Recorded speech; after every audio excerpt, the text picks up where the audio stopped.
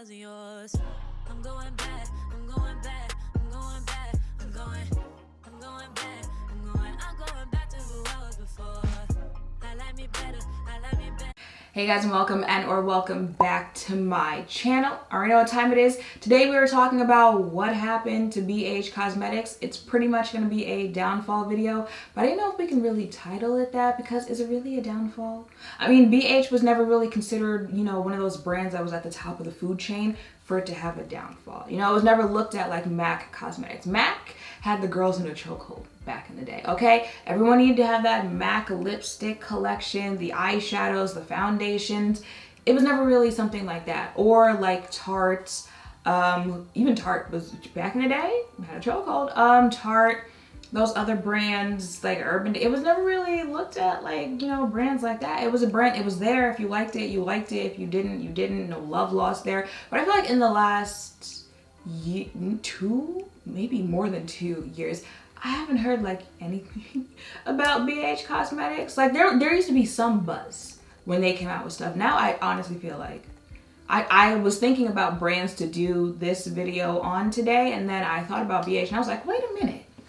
Where is BH Cosmetics? What is going on? So if you guys want to look at that history, then let's go. So if you don't know about BH Cosmetics, they are a more affordable brand, a little more popular on social media. Well, when they were popular, their hype was more so, social media, as opposed to it being like a big drugstore brand like Maybelline or L'Oreal. They provided more colorful options for the more colorful makeup wearer out there. Their big thing, because like every brand has one, you say Urban Decay, you think the Naked collection, Too Faced, the Chocolate collection, Fenty Beauty, the Pro Filter, that first foundation. They all have their big staple products, and you usually know because the brands know, and then they hold on to that product for dear life, right? Urban Decay then gave us every type of Naked palette that they could, that they're now giving us like orange, red, purple, Naked collections, honey, which kind of defeats the purpose of the collection, supposing to have like a Naked, like neutral theme that you're giving us color. But anyway, BH's staple thing was their like Take Me Back to Brazil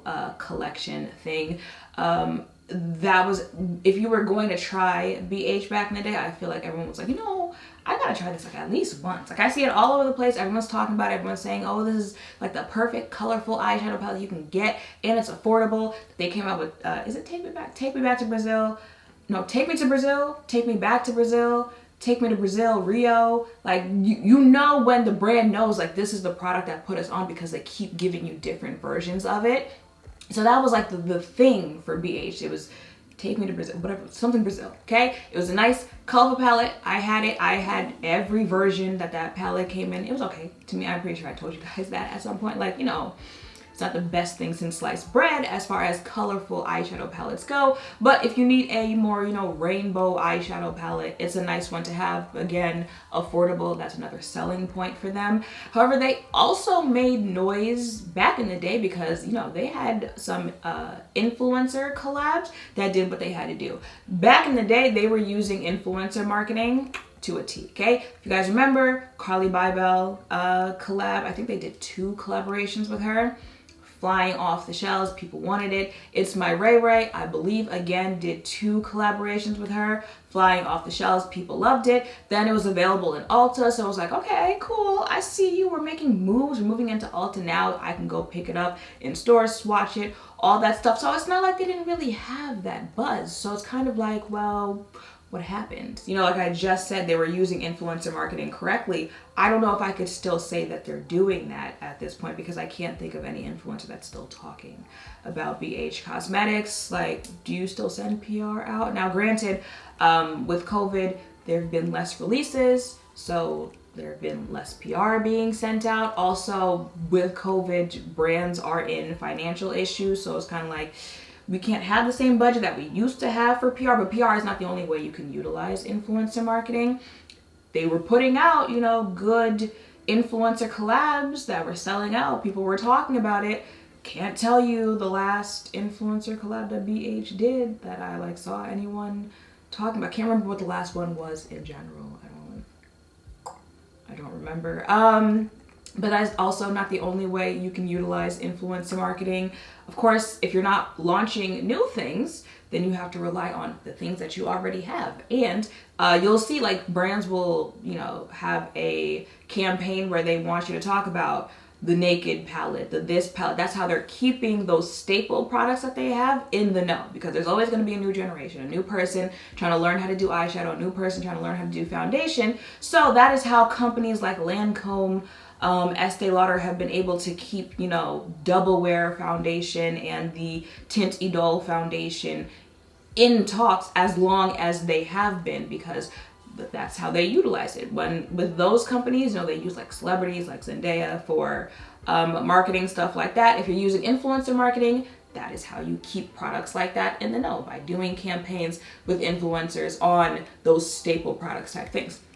Couldn't tell you the last time I saw anyone talking about taking back to Brazil. I can't tell you any of the new products that they've got going on. So it's like, what are we doing there as far as influencer marketing is going? And then it's like, who are they marketing to? That's another thing to take into consideration here. It's like maybe they're like, we've kind of gone through the height that we could on YouTube, because like all the social media platforms have different crowds for them. We've gone through as much as we can on Instagram. No one's really engaging anymore. I told y'all before, the place that brands are flocking to is TikTok. Why? Because like I just said, always a new batch of people that you can, push new products to, who don't know any drama that you might have had in the past, who don't know that this is how people feel about the product. It's new to them, right? They're dipping their toes into this. So it's like maybe they've changed their audience, and now TikTok is where they're going to put most of their focus in. I'm on TikTok now. I don't see nobody talking. Like I see people talking about e.l.f. I see people talking about Fenty Beauty, about Tarts on TikTok. I don't see nobody talking about BH on TikTok either. Like if I had to guess who their target audience, who it was back in the day, I would say, artsy, creative, that type of personality person in their like 18, 19, early 20s-ish, like that age range. Because I wouldn't say, like high school, like teeny, like that wasn't their target audience. BH Cosmetics never gave, kitty makeup, never gave Claire's or something like that. Like the makeup that you buy because you got a youngin' who wants to get into makeup, but you don't want to buy like makeup, so you get little tester things from Claire's, stuff like that. It never gave that. So I would say like back in the day, that's who their target audience was. When cut creases and elaborate makeup looks were the trend in the makeup community, like that's their target audience. So it's like, do they take that target audience and kind of like lower the demographic a little bit so that they could, blend in more on TikTok? I haven't seen them on TikTok. Another thing we have to look at is the products that they're actually putting out. That could be a reason as to why it feels like they just fell off the map. Like I said, they, were more so the brands you would go to if you want more colorful, inspirational, creative, like that type of stuff. A brand like the Naked collections, that's where you go if you want your everyday, natural, neutral, work, school, I only wear like 2 eyeshadow colors collections. Like that's where you went for that collection, which is another reason why that collection is so popular. But BH, they were giving you like a colorful Take Me Back to Brazil palette. The other palettes they were putting out, they were usually like nicely thought out, cohesive, colorful, that type of stuff, right? But thing is, like, there are only so many colors in the world. Unless you're gonna start creating new ones, you're gonna give us like a blurple. There are only so many colors out there, so I feel like after a point in time, it was kind of like, it looks like you're running out of ideas. You can only give us so many rainbow palettes. You can only collaborate with Hello Kitty so many times. Okay, you can only rely on that. Oh, we're gonna put out which is what another brand that we won't name, ColourPop, is doing, by giving you a Lizzie McGuire collaboration, a Hocus Pocus, a Lakers. Drawing on that type of thing. So where it's like, it's a very specific demographic that's going to be interested in this collection. You can only do that so many times before people are kind of like, I don't care anymore. I have that already and I don't care anymore. And it kind of seems like that's where some of their collections were going, because again, couldn't tell you like the last thing that they put out. I couldn't even tell you what the last thing they put out was. Like it's drawing a blank. I remember seeing some eyeshadow palettes on Ulta a couple months ago, I think, that they had released, where I was like, oh, okay, I'm kind of interested. And then I thought about it and I was like, but I'm not gonna buy it though. So that's what their launch is starting to give. It's kind of sad that I can't remember, you know, the last things they put out. And that's another thing, when companies put out a lot of releases, a lot of it does not age well. Like, you see how I said, you know, Tintido, like double wear, like there are people, I need that to this day. I need this, you know, Clinique moisturizer to this day. And it's like, those are products that, you know, they're staples. They've got the longevity where it's like 10 years later, people still care about it. People are still using it. People are still like, nah, I need that in my, a lot of the stuff that these companies put out in the last 3, 4, 5 years came and went. No one cares. No one talks about it. No one thinks about it anymore. And they're a brand where their focus was really like eyeshadow. You know, they did put out foundations, complexion products, but a lot of their, you know, hype was their brushes, because again, affordable, and their eyeshadow palettes. So it's kind of like you're putting out a lot, it's not really leaving that much of an impression. So yeah, years later, it's kind of easy to be like, well, I forgot about that brand. I actually pulled up the website because I'm not joking or like trying to be shady when I say I cannot think of anything recently that would let me know that BH has anything going on. So let's look at the website, see what we've got going on. The first thing I see here is BH Cosmetics presents Poison Shock. Pick your poison and amp up the electric shock. It looks like just colorful mini palettes. There's a blue one, there's a pink one, there's a red one, orange, green. And again, see what I'm saying? Like, okay, I'm pretty sure BH itself, yeah, BH itself has put out palettes like this, where it's a pink themed palette, it's a green themed palette. Okay, what am I supposed to do with the 17th one that you launch there? And also, granted, we are in the month of October, creativity, Halloween, all that stuff. But there, it's kind of like the people like rushing to buy it are ones who, you know, like they post for social media type, because people aren't going out like that anymore. People don't go out like that with colorful eyeshadow like that in general. So it's kind of like, I mean, good time of the year to put that out, but you know, target audience. That's when we go back to thinking about who's the target audience that's actually buying this. I have not seen this anywhere on social media. This is the first time I'm seeing this collection. Scroll down, most popular, 9-color shadow palette, the green one, the liquid eyeshadow, most popular. This is my first time hearing about either one of them. Scroll, oh, that's right. They did a collaboration with Doja Cat. Now that I believe I saw on social media, because I do follow BH Cosmetics. I think I remember either I saw it on BH or like maybe Fashion Bomb Daily or something posted that she was collaborating with BH Cosmetics. So I saw the promo for this collaboration. I haven't seen anyone talk about it or use the collab. I couldn't tell you what the actual collaboration looks like. Scroll down, totally 2000s. Oh, I think that's Iggy's collaboration. I think they collaborate with Iggy, right? Yeah, because mind you, I didn't see what the actual like things look like. I know that because she was on Twitter arguing with people who didn't care what the collection looks like. And that is something that I am noticing lately. You see how I said, you know, they had collaborations with Carly, with It's My Ray Ray, like sold out, people were talking about all over the place. You see how like I didn't know about these unless I saw them from like the celebrity talking about it or like people talking about the celebrity. I feel like a lot of brands are kind of flocking to that, going back to using celebrities for promotion, stuff like that, because it's a quick buck. And when I say quick buck, I mean your followers are buying it because you're a celebrity. This with Doja, Iggy, and BH as well. I don't know if you guys have seen it, but like Megan Thee Stallion, she has collaborated with Popeyes on a meal. Sweetie collaborated with McDonald's on a meal. Nelly has also collaborated with Burger King. I think it's Burger King on his own meal type thing. A lot of brands are going back to using celebrities because it's just an easy way, because you know people are going to buy it, people are going to want to participate because of the celebrity. I saw on Twitter not too long ago a conversation about how influencers are the new celebrity. No, they're not.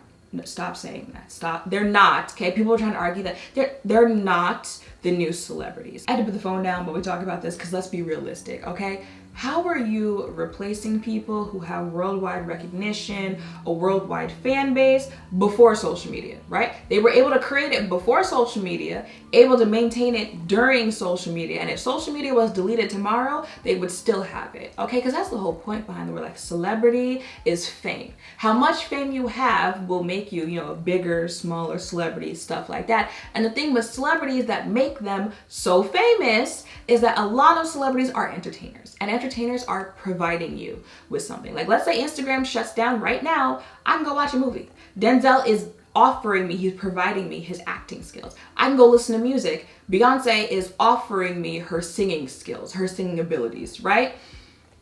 The Instagram picture that I posted yesterday, you're not gonna care about that a month from now, okay? Crazy in Love is like a 20-year-old song. It's still gonna hit like grits. I can still listen to it right now. You're not gonna care about the Instagram picture I posted a month. You're not gonna care about it the day after I post it, okay? The fame with celebrities is also like press that you get, the media keeping your name in the know. You're gonna see Adele doing magazine covers, interviews talking about her album coming out, you know, late night talk shows. You're gonna go there, stuff like that. What are they bringing influencers on those things to do? Okay, what are you going on the Breakfast Club? What are you gonna talk about? You're gonna talk about the last prank that you posted on your TikTok or on YouTube? I don't, like, that's why there's different levels. There's different titles. People fit into different things. Maybe at best you could say influencers are becoming the new like socialites, but not even really there, because socialites, their goal wasn't to be famous, right? It was to be well known, well, you know, financial stability within their circle of people. They didn't really care about any of that. So no, it's like influencers are influencers. Do some influencers cross over into being celebrities? Yes, they do. But I need you, let's be realistic, okay? Keep things where they are. Do they both influence? Yes, they do.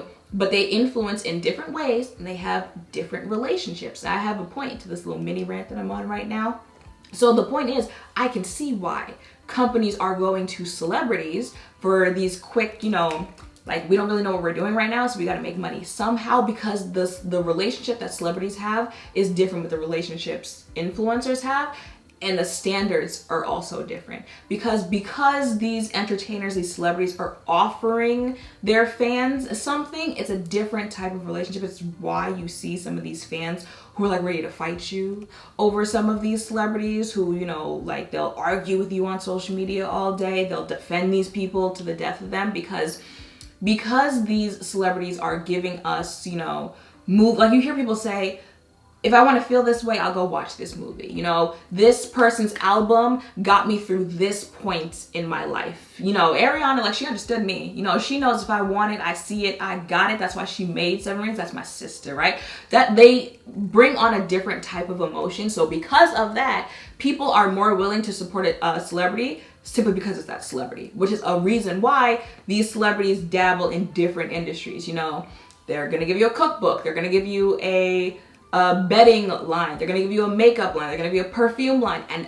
all of those lines are going to do well just because it's that celebrity's fan base that's buying them. And companies know that, okay? Companies know Doja, okay, it's Doja. So Doja fans are going to go buy that. Now, if people who don't know Doja, they don't like Doja, see it, and they still like the collab, maybe they'll buy it too. But we know we're going to get some bucks out of this because it's Doja. Same with Iggy, same with Megan and Popeyes. Sweetie's meal, literally, it's a Big Mac meal, okay? Do I buy Big Mac meals from McDonald's? Yes, I do. Did I specifically buy the Sweetie meal from McDonald's because it was Sweetie's meal? Yes, I did, okay? And companies know that, and they know that there's a difference with celebrity fan bases and influencer fan bases. So that's an easier way for them, because even if it's not good, celebrity fan bases, they're still gonna want it because it's the celebrity collaboration. Whereas with influencers, there's a different standard because it's more catered to that industry, and it's usually an influencer who the fan base is going to be expecting more, sometimes based on the influencer. Now, if I put out a collab I talk about makeup frequently. I review makeup frequently. I critique makeup frequently. You've already determined the standards that I have when it comes to makeup, and you've got your own standards on what I would provide you in a collab. So if the collab comes out and it's not meeting what you think it should for someone who talks about makeup the way that I do, you're like, wait a minute, Shanine. You say this and that about foiled eyeshadows, but this is not giving what you talk about. It's a different standard when it comes to makeup influencers and the makeup community who actually cares about the products that they're putting out, right? But if it's Doja Cat, people, I don't even wear makeup, but I'm buying it because it's got Doja's picture on it. I'm buying it because I've got Doja's merch. I've got her albums, the vinyls. I've got, you know, if she was selling cups, I've got her cups. So now I need the makeup to add to the collection because I am a Doja fan. So you're not gonna get as much pushback as someone who, you know, takes makeup as seriously as someone might take it in the makeup. You see what I'm saying here? So that is a reason why a company, they haven't really had that much buzz. They're not really, you know, putting out anything innovative that's going to make the actual makeup community talk about them. It makes sense that you see these companies flocking to celebrities because the celebrity is going to sell it out because they're a celebrity. That was the point of this whole little rant that I just went on. But that's not going to sustain you as a company because those are very specific demographics getting each collab. You know, this is Iggy's fans, this is Doja's fans. So you're not going to have that, you know, Tint Idol like product that 15 years from now people are still talking about it, and those things are usually limited edition. So I think it's just a way of like maintaining right now. Like we got to do something right now to maintain us. So let's get these little bags right here, right? Because little bags, they add up, they start adding up. You know, I get a little 5 million here, 5 million there, they start adding up, right? But it's like that's not going to sustain. So it's like, okay, so what do they do to sustain that? Nothing. Like what do they need to do as a comeback? No, nothing. Because like I said in the beginning of this video, they were never that, you know, company that everyone's like, I gotta have the latest BH brand release, whatever type thing. They were just a brand, you know, they had their pops, they had their moments, and they just kind of, you know, they were there. If you want to check it out, you want to check it out. Now, we like here with it, but I think that's where we're gonna stay. It's just gonna be that brand, you know, if you remember to check in on it, you're gonna remember to check in on it and go about your business. That's just really where I see it staying for BH Cosmetics. It's like, what do I think they could do? I think they lost some of that spark when it comes to the collabs, the collections that they were putting out, stuff like that. There is obviously a demographic that still exists that likes colorful makeup, colorful eyeshadow, stuff like that. So maybe get more focused on the collections that they're putting out. They're more cohesive, they're more creative. Again, like I said, when you've done a lot, you've put out a lot, it's like, okay, what are you supposed to do at that point? You got to figure that out if you do want to maintain something. Because you see, I just was on the website and looked at the latest things that they've did look at it. Go look at it again. Are you buying any of it? Did any of it make you say, oh, wait a minute, I need that totally 2000s, whatever? I didn't even look at what Doja's collab looks like.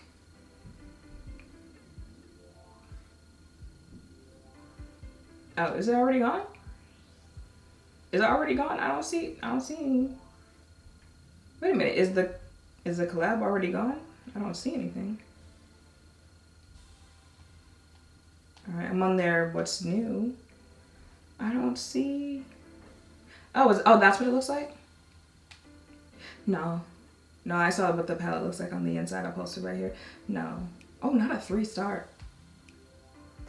You know what? It's okay. Some brands quickly rise up to the top. Some quickly fall down. Some make comebacks. Some just fly under the radar. Some are just there. Some flop. Some close. That is life. I just want to see like what BH was up to now that I see it. Okay, I hope there's a little update to you on what they've been up to. If you needed a little reminder, let me know in the comments down below if you still shop BH, if you saw anything that I just showed you that was new from them, what you think they could do to pique your interest if they lost your interest. Let me know all of that in the comments down below. Make sure to thumbs up, comment, subscribe, turn notification bells, all of that down below. Thank you all for watching. I will see you in the next one. Bye.